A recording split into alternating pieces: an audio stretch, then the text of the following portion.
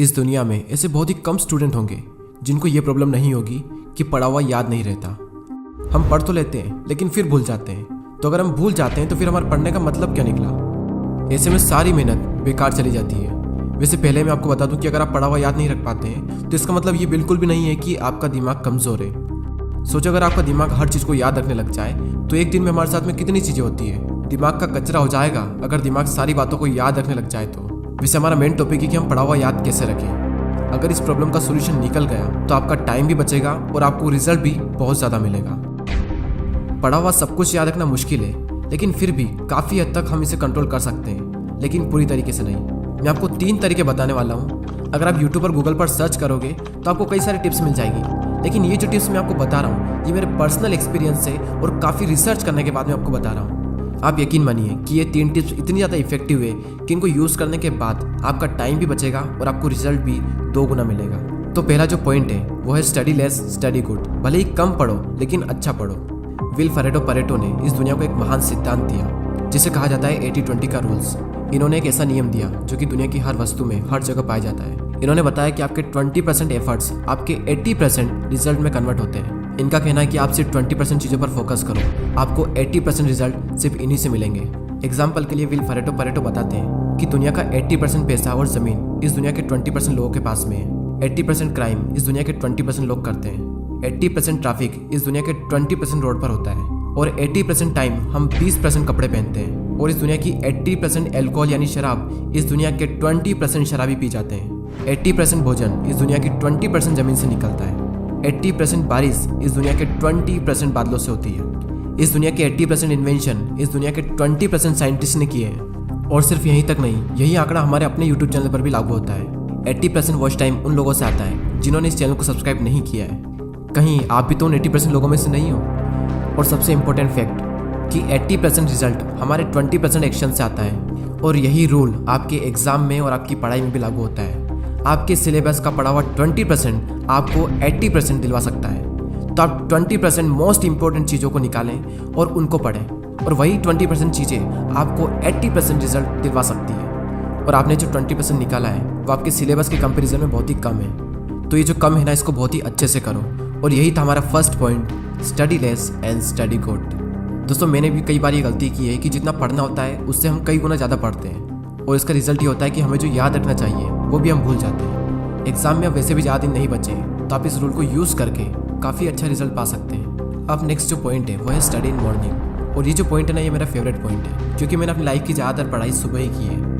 एक तरफ एक स्टूडेंट है जो सुबह जल्दी उठकर 2 घंटे पढ़ाई कर रहा है, और वहीं दूसरी ओर एक और स्टूडेंट है जो दिन में 4 घंटे पढ़ाई कर रहा है। तो ये जो पहला वाला स्टूडेंट है ये ज़्यादा आउटकम दे पाएगा दूसरे वाले के मुकाबले। सुबह जल्दी उठकर पढ़ने के 2 सबसे बड़े बेनिफिट होते हैं। सुबह के टाइम हमारी कंसंट्रेशन सबसे पीक स्टेट पर होती है, और सुबह के टाइम पे जो कंसंट्रेशन होती है शायद ही पूरे दिन में आपको वो कंसंट्रेशन मिल पाएगी।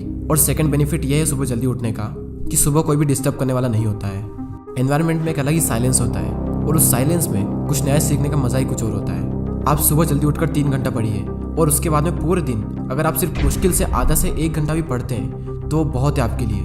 कहने को तो लोग 8-10 घंटे पढ़ते हैं, लेकिन जो 2-3 घंटे की मेन पढ़ाई जो होती है कॉन्सेंट्रेशन के साथ में, वही सबसे मेन चीज़ होती है। बाकी सब दिखावा है। हमारे देश के प्राइम मिनिस्टर मोदी जी ने भी सुबह जल्दी उठकर पढ़ने को कहा है। एक रीजनेबली सुबह सूर्योदय के पहले अगर तैयार हो करके पढ़ना शुरू करते हैं तो पूरी तरह आप बिल्कुल मन से एकदम तंदुरुस्त होते हैं। जैसे बारिश के बाद आसमान कैसा साफ नजर आता है।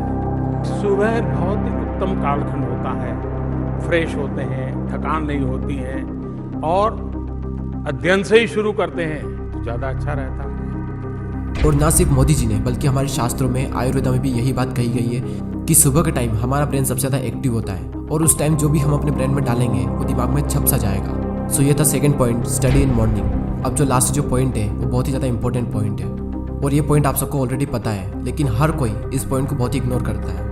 और वो पॉइंट है पढ़ाई के बीच में रेस्ट लेना। कुछ लोग होते हैं जो रेस्ट ही नहीं लेते हैं, और कुछ लोग ऐसे होते हैं जो बहुत लंबा रेस्ट लेते हैं, और इस बीच में कुछ लोग ऐसे होते हैं जिनकी पूरी ज़िंदगी रेस्ट लेने में निकल जाती है, और एंड में वो खुद रेस्ट इन पीस हो जाते हैं। पढ़ाई के बीच में कितना रेस्ट लेना चाहिए ये मैं आपको नहीं बताने वाला, ये आप खुद तय करें अपने अकॉर्डिंग। आपको फिर से एनर्जी प्रोड्यूस करने के लिए कितना टाइम चाहिए ये आपको आपके अलावा कोई नहीं बता सकता। जितनी इंपॉर्टेंस हम अपनी पढ़ाई को देते हैं उतनी ही ज़्यादा इंपॉर्टेंस हमें रेस्ट को भी देनी चाहिए, क्योंकि रेस्ट ही वो चीज़ है जिसकी वजह से हम पढ़ पा रहे हैं। हम एक दिन में जागते भी हैं और सोते भी हैं। तो उसी तरीके से अगर आप काम कर रहे हैं तो काम के बीच में रेस्ट लेना भी बहुत ज़रूरी है। और हाँ, ये गलती बिल्कुल मत करना कि अगर आपका एक बार पढ़ाई में मन लग गया तो लगातार बढ़े जा रहे हैं, लेकिन बाद में एक टाइम ऐसा आएगा जब आपका बिल्कुल भी मन नहीं लगेगा रेस्ट लेने के बाद भी। जब एक बार पढ़ाई में मन लग जाता है तो हम इतना पढ़ते हैं कि हम अपने दिमाग को ही पूरी तरीके से थका देते हैं और हालत ऐसी हो जाती है कि फिर से पढ़ने का मन ही नहीं करता। आपने पढ़ना शुरू किया, आपका मन लगा, अब थोड़ी देर बाद आपको रेस्ट लेना चाहिए, लेकिन आपको लगता है कि मैं भी और पढ़ सकता हूँ, तो उस फीलिंग को बनाए रखें और रेस्ट लें और फिर दोबारा उसी फीलिंग के साथ में अपनी पढ़ाई शुरू कर दें। अगर आप चाहें तो आप पोमोडोरो टेक्निक का यूज़ भी कर सकते हैं। पोमोडोरो एक बहुत ही सिंपल टेक्निक है। आपको जो भी काम करना है उस काम को आपको 25-25 मिनट के 4 ब्लॉक्स में डिवाइड करना है और हर 25 मिनट के ब्लॉक्स में आपको 5 मिनट का ब्रेक लेना है और 1 घंटा होने के बाद में आपको 15 मिनट का रेस्ट लेना है और फिर से आपको यही सब करना है। और इस टेक्निक का यूज़ करके आप काफ़ी लंबे टाइम तक और काफ़ी अच्छे से स्टडी कर सकते हैं। और ना सिर्फ स्टडी बल्कि आप अपने किसी भी काम में इस टेक्निक को यूज़ कर सकते हैं। और इस टेक्निक को यूज़ करने के लिए प्ले स्टोर पर कई सारी एप्लीकेशन है, आपको जो भी अच्छी लगे वो एप्लीकेशन आप डाउनलोड कर सकते हैं। चलिए अब हम उन तीनों पॉइंट्स को एक साथ देख लेते हैं और ये भी देख लेते हैं कि हमने इस पूरी वीडियो में क्या सीखा। हमारा जो मेन टॉपिक था वो ये था कि पढ़ा हुआ याद कैसे रखें, और उसके सॉल्यूशन के लिए हमने 3 पॉइंट्स देखे, जिसमें से पहला है study less study good, second है स्टडी इन मॉर्निंग और थर्ड है रेस्ट लेना। फर्स्ट पॉइंट में हमने 80-20 के प्रिंसिपल को समझा कि किस तरीके से आपको 80% रिजल्ट आपके अपने 20% काम से मिलेंगे, और साथ ही हमने ये सीखा कि आपको फोकस करना चाहिए अपनी 20% स्टडी पर जो आपको 80% रिजल्ट दिला सकती है। सेकंड पॉइंट था कि स्टडी इन मॉर्निंग, यानी कि सुबह उठकर पढ़ो, और इस पॉइंट में हमने देखा कि किस तरीके से आप जल्दी उठकर हाई कॉन्सेंट्रेशन वाली स्टडी कर सकते हो। और थर्ड पॉइंट है स्टडी के बीच में ब्रेक लेना, और इस पॉइंट में हमने रेस्ट की इंपॉर्टेंस को जाना। जितना इंपॉर्टेंट जागना होता है उतना इंपॉर्टेंट सोना होता है, उसी तरीके से जितना इंपॉर्टेंट काम करना होता है उतना ही इंपॉर्टेंट रेस्ट लेना भी होता है। और थर्ड पॉइंट में ही हमने पोमोडोरो टेक्निक के बारे में जाना। जो भी काम आप करना चाहते हो उस काम को 25-25 मिनट के 4 ब्लॉक्स में डिवाइड कर दें और हर 25 मिनट के बाद में 5 मिनट का ब्रेक्स लें, और जब पूरा 1 घंटा हो जाए तो उसके बाद में 15 मिनट का रेस्ट लें। और इस टेक्निक का यूज़ करके भी आप लंबे टाइम तक काफ़ी अच्छे से पढ़ाई कर सकते हो। और दोस्तों, अगर आपने पूरे साल पढ़ाई नहीं की है तो अब भी आपके पास में टाइम है, क्योंकि वो किसी ने क्या खूब बात कही है कि जो हो गया उसे सोचा नहीं करते, जो मिल गया उसे खोया नहीं करते। सफलता उन्हें ही हासिल होती है जो वक्त और हालातों पर रोया नहीं करते।